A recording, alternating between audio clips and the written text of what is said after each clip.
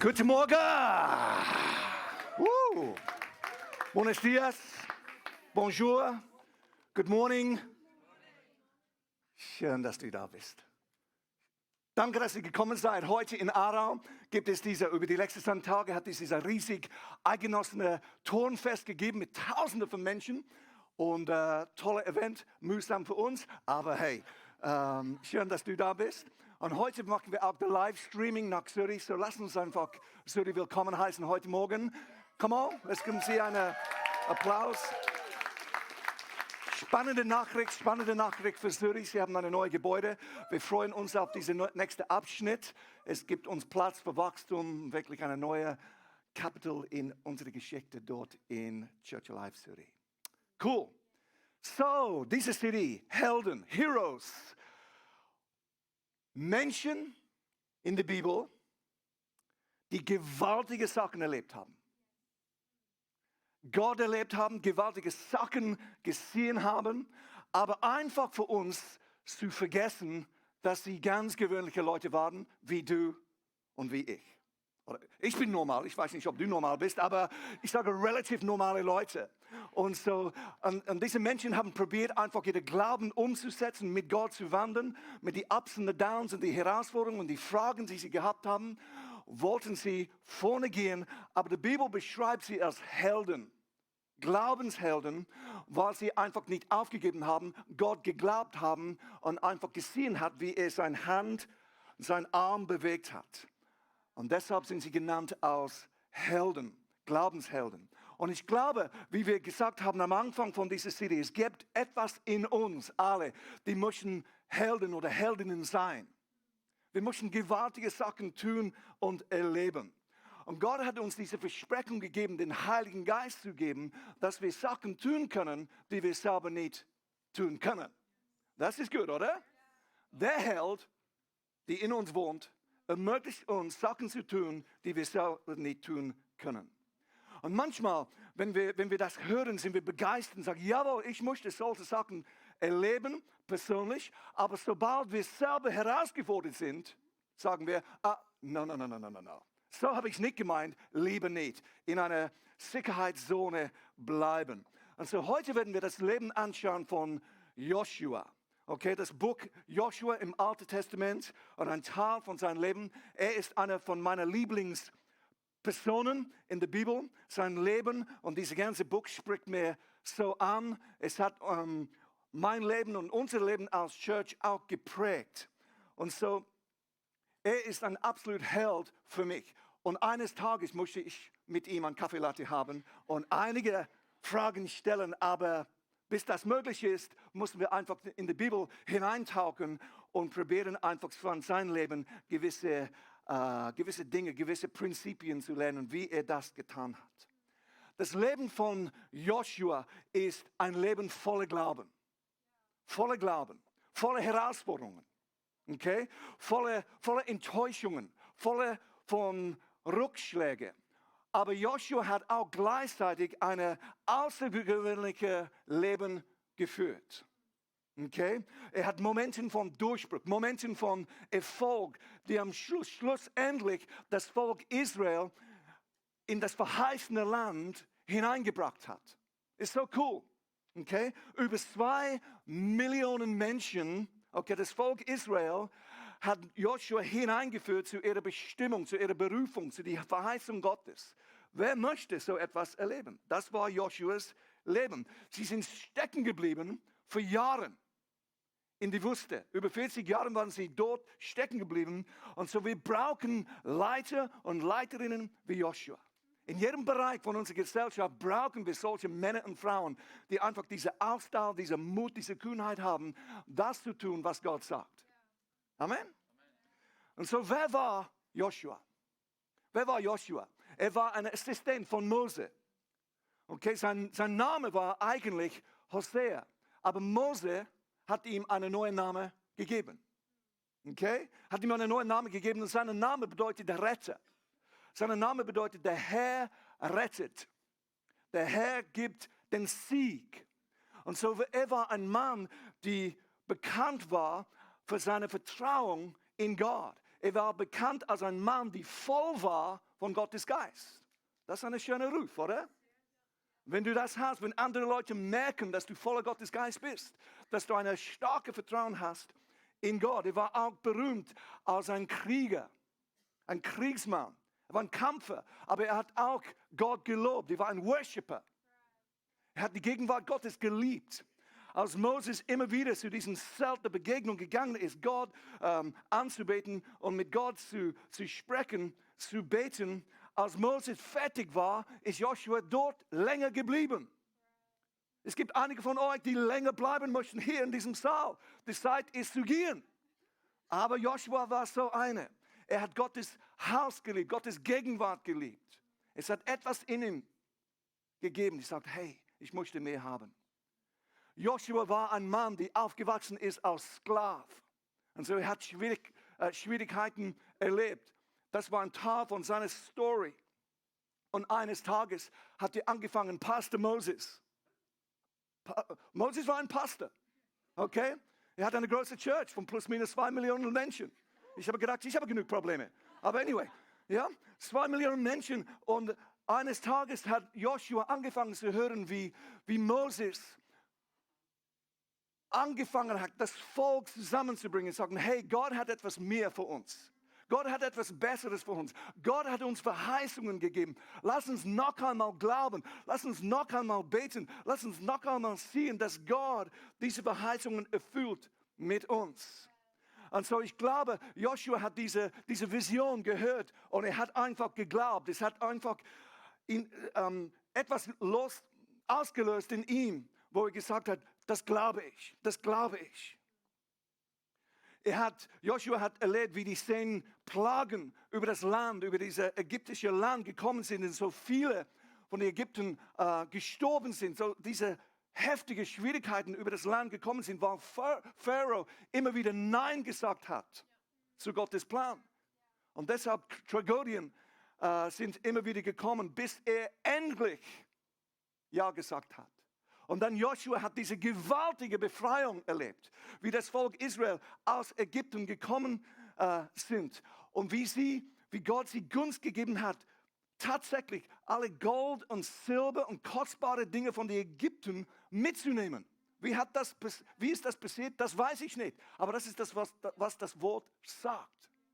Und so mit dieser Reichtum von den Ägyptern sind sie ausgezogen. Und dann, wenn das nicht genug war Joshua auch dabei, als sie zu diesem Roten Meer gekommen sind. Zuerst war es ein Hindernis und dann Gott hat ein Wunder getan. Es ist aufgegangen, sie sind drüber gelaufen und dann konnten sie zurückschauen und sehen, wie die Armee von den Ägyptern gekommen sind und wie sie verschwunden sind, als das Wasser zurückgekommen ist. Wie Gott sie gerettet hat, noch einmal. Gewaltig, oder? Das ist, was Joshua erlebt hat. Stell dir vor, am Abend mit Freunden, später oder mit Großkindern. Hey, weißt du, was ich erlebt habe, als ich jung war? Gewaltige Stories hat Joshua gehabt. Er war eine leitende Person. Er war eine Person, die andere dazu geschaut haben. Er war immer vorne sozusagen und haben gesagt, hey, das glauben wir. Come on, let's do it. Und so als Moses 12 Leiter ausgewählt haben, als Spionen in das verheißene Land hineinzugehen, war Joshua dort auf seiner Liste. Sie haben die Aufgabe gehabt, schau in das Land hinein und bring uns einen Bericht zurück, dass wir wissen können, was vor uns liegt. Und ich weiß nicht, ob du die Story kennst, du kannst es lesen in Joshua, aber Moses hat 12 Spionen ausgesucht und dann sind sie dorthin gegangen und 12 Spionen haben das verheißene Land, die Versprechen Gottes angeschaut und dann haben diese Bericht zurückgebracht zu Mose. Und 10 von diesen 12 sind zurückgekommen und haben so gesagt, dort ist es gewaltig. Dort ist es der Hammer. Dort die Frucht und die Bäume und wow, es ist gewaltig dort. Aber es gibt einige Probleme. Die Festungen sind so groß, die Menschen sind wie Riesen, es ist unmöglich. Pastor Mose, es war eine coole Idee, aber das schaffen wir nicht. Wir müssen hier bleiben, wir wollen einfach hier bleiben, wo es sicher ist und sonst steht unser Leben in Gefahr. Ich weiß nicht, ob du einmal so gefühlt hast, dass die Verheißung Gottes, das, was Gott sagt, einfach too much sind. Und Josua und Kaleb haben die anderen 2 von diesen 12, die eigentlich die gleiche Bericht zurückgebracht haben. Und sie haben auch gesagt, es ist gewaltig, es ist so cool dort. Die Bäume, die Frucht in diesem Land, es ist gewaltig. Es gibt, jawohl, einige Herausforderungen und die Menschen sind relativ groß und die Festungen sind schon stark. Aber sie haben Gott nicht und wir schon. Deshalb schaffen wir es. Manchmal sind wir beeindruckt von Menschen, die einfach zu viel haben oder Festungen haben, die groß sind oder viel Erfahrung haben. Die Frage ist, ob sie Gott haben. Okay, und so Joshua und Kaleb sind zurückgekommen und gesagt, jawohl, es wird hart, es wird herausfordernd, aber Gott ist mit uns. Und so das ist, was Joshua erlebt haben. Wenn wir nach vorne oder vorspülen, über 40 Jahre war die Mehrheit, haben dieses Argument gewonnen, sozusagen. Und 2 Millionen Menschen sind stecken geblieben für 40 Jahre. Wegen dem Bericht von 10 Spionen. Okay, das war die Konsequenzen, okay, von dem. Und so, was war ursprünglich plus minus eine 2 Wochen der Reise, ist entwickelt zu einer 40 Jahre Verzögerung gewesen. Ist das nicht krass? Und so, das ist viel Zeit, dass Joshua gehabt hat, über diese Jahre zu überlegen, was haben wir falsch getan. Wenn wir überhaupt eine Chance haben, noch einmal das Land hineinzukommen, was werden wir tun? Was werden wir anders tun das nächste Mal? Es war verlangt von ihm, dass er Geduld hat. Wer hat Geduld gern? Ja, es ist mühsam. Einfach mühsam, wenn man Geduld lernen muss. Vorne spülen, 40 Jahre, sie stehen auf dieser Ufer von der Fluss Jordan und Joshua kann das Land sehen, wo er schon drin war. Stell dir vor, es war fast berührbar. Das Jordan ist nicht ein großer Fluss. Und so, er war dort und er konnte sehen, die Erinnerungen sind einfach da. Stell dir vor, was durch seinen Kopf gelaufen ist. Was für Gefühle, was für Emotionen sind durch ihn gegangen. Und jetzt steigen wir ein bei Joshua 1, Vers 1. Und nachdem Mose, der Diener des Herrn, gestorben war, sprach der Herr zu Joshua, dem Sohn des Nuns, dem Diener des Mose, Mose, mein Diener, ist gestorben. Und nun mach du dich auf, ziehe her über den Jordan, du mit dem ganzen Volk, in das Land, das ich ihnen, den Israeliten, gebe. Jeder Ort, auf den ihr eure Fuß setzt, habe ich euch gegeben, wie ich es Mose zugesagt habe. Vers 5. Niemand wird dir standhalten können, solange du lebst. Was für eine gewaltige Verheißung. So wie ich mit Mose war, so werde ich mit dir sein. Ich werde dich nicht vergessen und nicht verlassen. Sei mutig und stark. Ist nötig, Mose. Nötig, Joshua. Denn du solltest diesem Volk das Land, das ihnen zu geben, ich ihren Vorfahren geschworen habe, als Erbesitz verteilen. Sei mutig und stark. Und so ist ein absolut entscheidender Moment für Joshua. Okay? Mose war Joshuas Pastor. Er war sein geistlicher Vater sozusagen. Er war sein Mentor, sein Boss, sein Freund. Und jetzt ist er weg. Jetzt ist er gestorben. Und Gott sprach zu Joshua.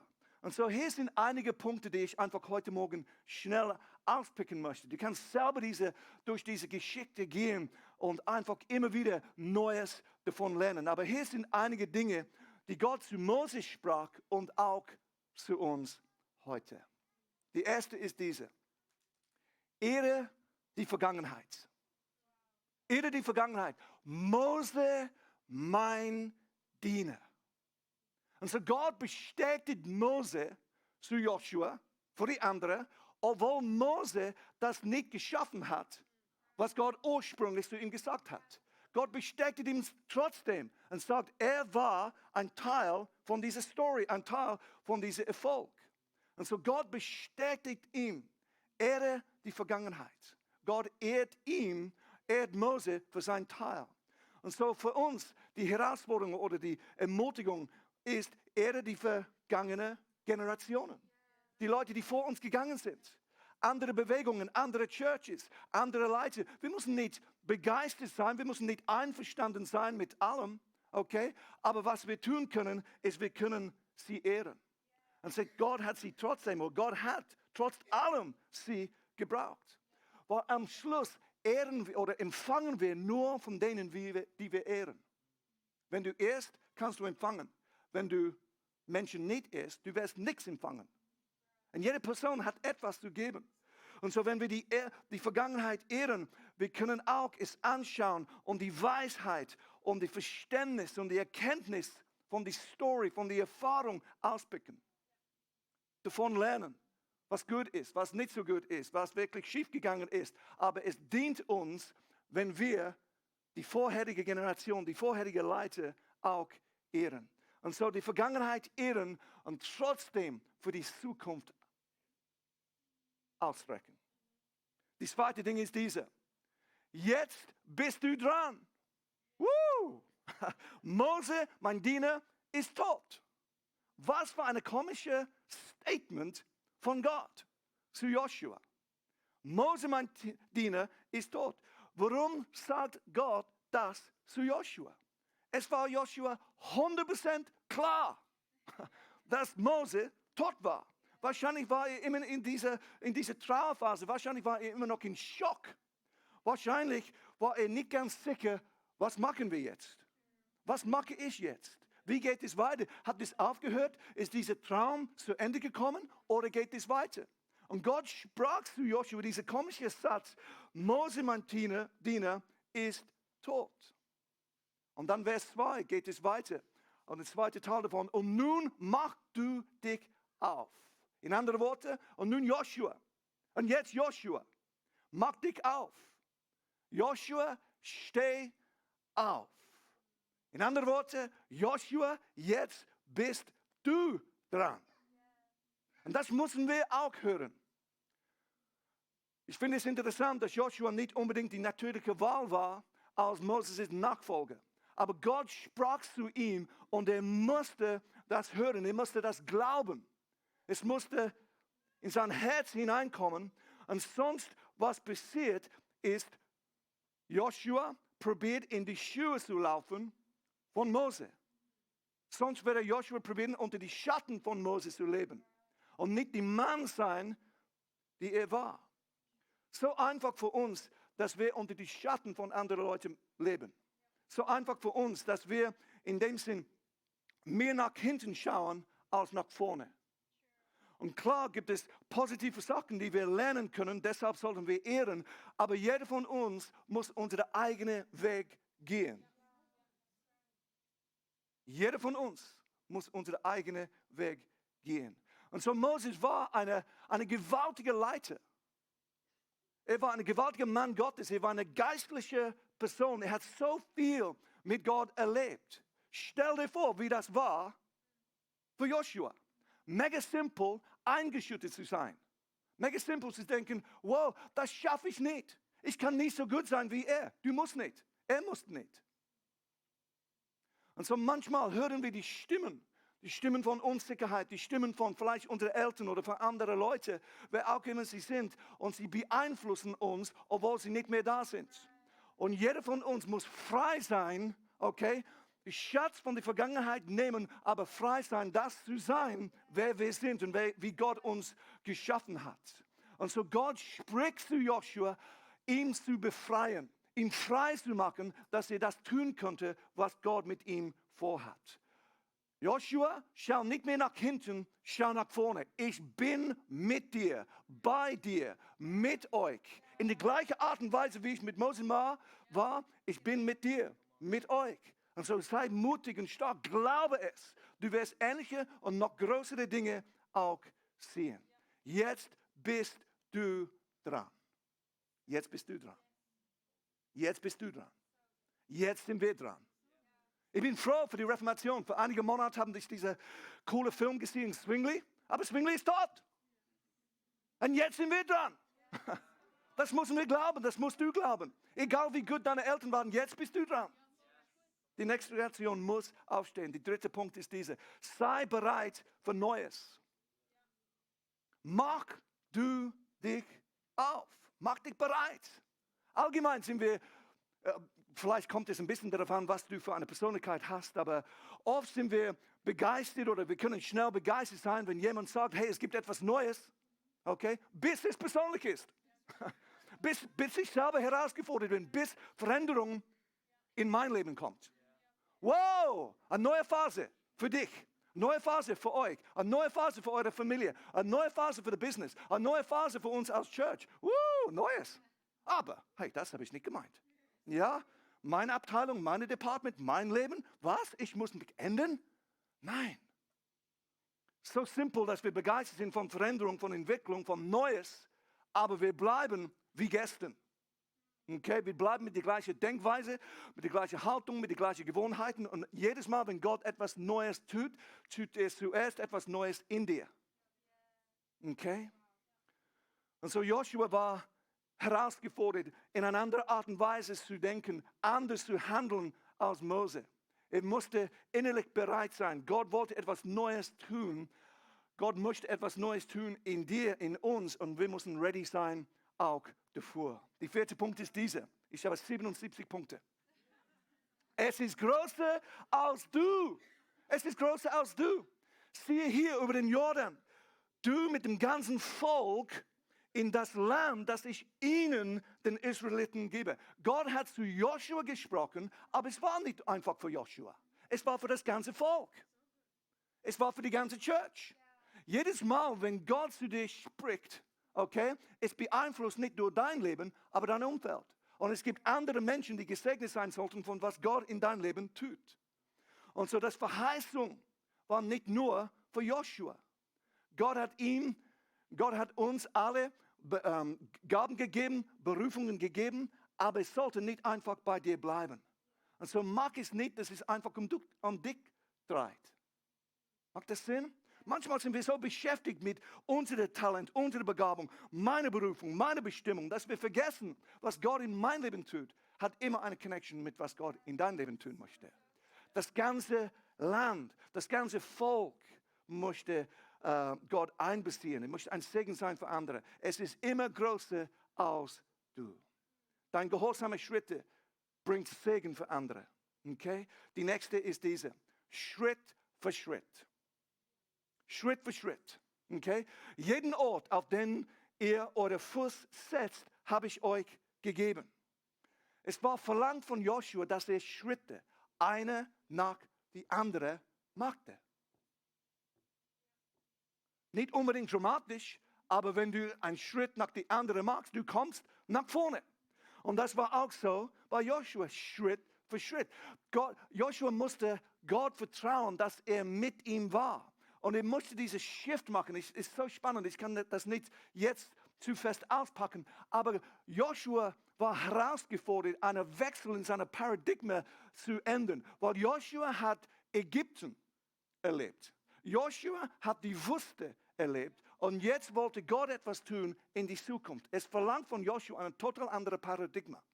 Total andere Denkweise. Weil Gott hat das Volk Israel in die Wüste geführt durch diese Volke und diese Feuer. Es war sichtbar, es war berührbar. Du warst emotional betroffen. Jedes Mal, wow, es gibt etwas Neues. Wir können sehen, wo Gott hinführt. Und jetzt kommt eine neue Phase.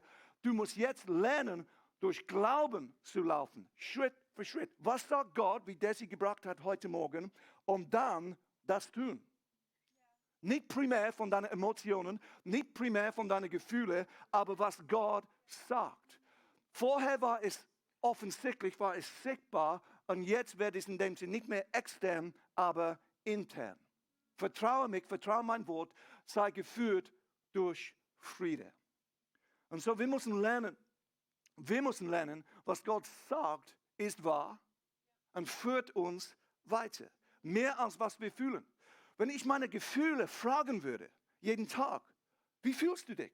Was sollten wir tun? Wer ist Gott? Wer bin ich? Ich sage dir, mein Leben wird ein absolut Chaos sein. Im Vergleich, also wenn ich zu Gott komme und sage, Gott, was sagst du? Ich bin bei dir. Ich glaube nicht. Ich denke nicht. Ich fühle es nicht. Aber wenn du sagst, okay, mache ich einen Schritt. Mache ich einen Schritt. Mache ich einen Schritt. So, wir müssen gehen oder diese Wechsel machen von externen Gefühlen zu innerer Führung Gottes. Der nächste Punkt ist diese. Halte dich fest. Habet gut. Als Schweizerdeutsch, oder? Halte dich fest. Vers 3. Jeden Ort, auf den ihr eure Fuß setzt, habe ich euch gegeben, wie es Mose gesagt habe. Josua war herausgefordert, diese Verheißung Gottes festzuhalten. An diese Verheißung Gottes, an das Wort festzuhalten. Diese Träume Gottes in sein Herz zu bewahren, zu schützen. Und das müssen wir auch tun. Umwege, Verzögerung heißen nicht Nein. Es ist einfach ein Umweg. Es heißt einfach eine Verzögerung. Ja? Und ehrlich gesagt, sie gehören zu dieser Reise, zu der Glaubensreise. Antworten, Durchbrüche, Wunder, oft brauchen länger, als wir denken. Immer länger, als wir hoffen. Okay?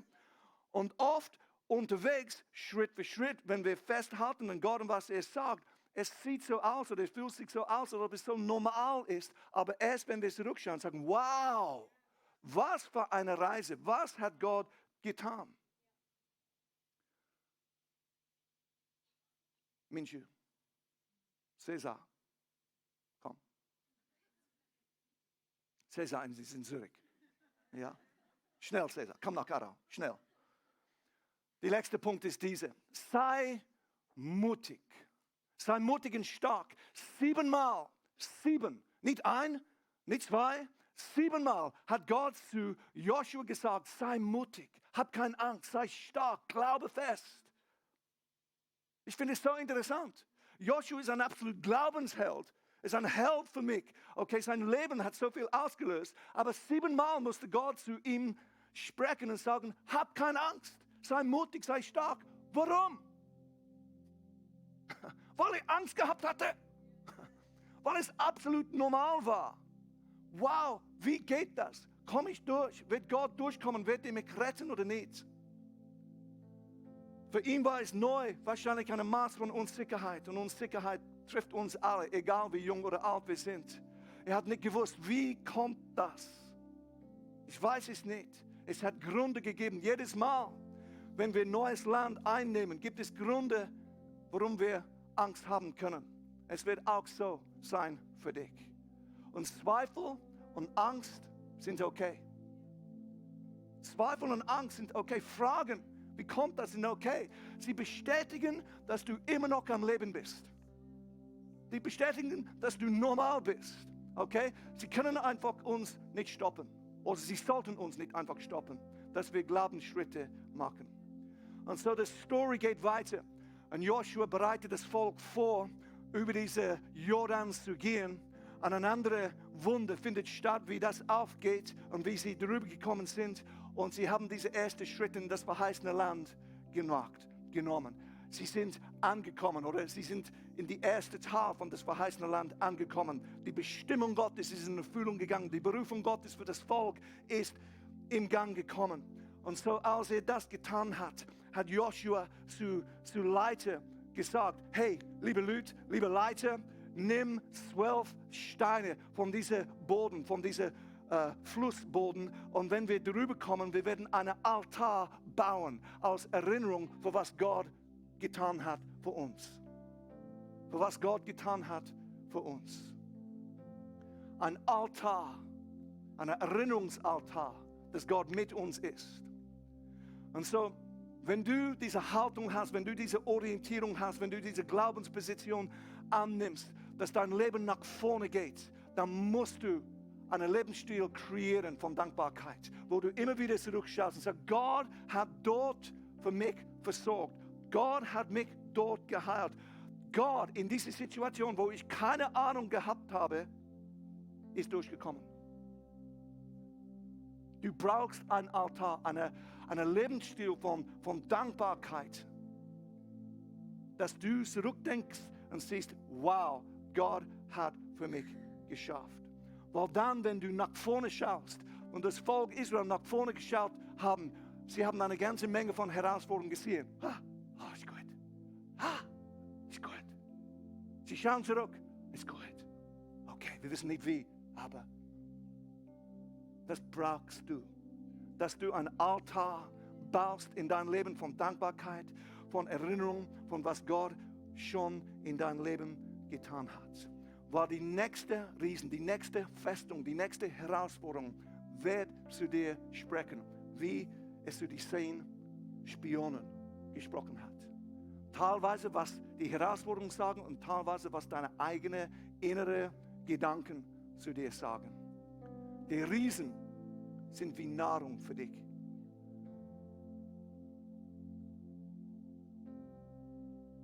Manchmal haben wir Angst von dem. Angst von Herausforderungen, Angst von Riesen, Angst von Festungen. Die Riesen in das verheißene Land sind wie Nahrung für dein Glauben. Sie nahren dich, wenn du durchkommst, wenn du durchbrichst, wenn du erlebst, wie Gott größer ist und stärker ist. Freunde, wir sind geschaffen. Du wirst nie happy, wenn du Glaubensschritte nicht machst. Du wirst nicht zufrieden sein. Du bist nicht geschaffen für Ägypten. Du bist nicht geschaffen für die Wüste. Du bist nicht geschaffen für solche Phasen. Du bist geschaffen, nach vorne zu gehen. Du bist geschaffen. Amen. Können wir aufstehen heute Morgen? Du bist geschaffen, Glaubensschritte zu tun, neues Land einzunehmen, ein Leben von Glauben zu führen. Ich möchte dich einladen, einfach deine Augen zu schließen heute Morgen. Und ich werde sehr gern für dich beten. Einfach, wo du bist, wo du herausgefordert bist, wo du glaubst, dass Gott zu dir gesprochen hat, was Gott sagt zu dir durch sein Wort. Und wo Widerstand und andere Sachen oder andere Stimmen dir stoppen möchte, in diese Sachen hineinzukommen. Und so, Vater, wir danken dir. Vater, wir danken dir, dass du größer bist, dass der Name von Jesus stärker ist und größer ist als alle anderen Namen. Gott, ich danke dir, dass jede Person, die da ist, jede Family, die repräsentiert ist in diesem Raum, in AARAU und in Zürich, Gott, ein Plan Gottes hat. Du hast einen Plan, du hast eine Bestimmung, du hast Talenten gegeben. Und Gott, du hast uns nicht verlassen, du hast uns deinen Geist gegeben. Und so, Vater, ich bete von dieser Botschaft, dass ein neuer Maß, eine frische Geist von Glauben hochsteht und freigesetzt wird in uns. Eine neue Entschlossenheit, Gott, dass wir hören, wie du zu uns sprichst. Hab keine Angst, sei mutig und stark. Und so, Vater, wir danken dir. Lass etwas Neues ausgelöst sein in uns durch diese Story, durch das Vorbild von Josua im Namen von Jesus. Amen und Amen.